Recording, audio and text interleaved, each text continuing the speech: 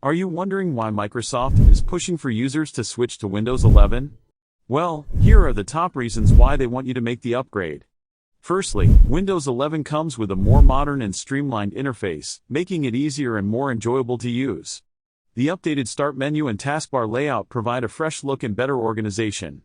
Secondly, Windows 11 offers improved gaming capabilities with features like Direct Storage, which allows games to load faster and run smoother. With Auto HDR and DirectX 12 Ultimate support, gamers can experience better graphics and performance. Additionally, Windows 11 focuses on productivity, with enhanced multitasking tools like Snap Layouts and Snap Groups.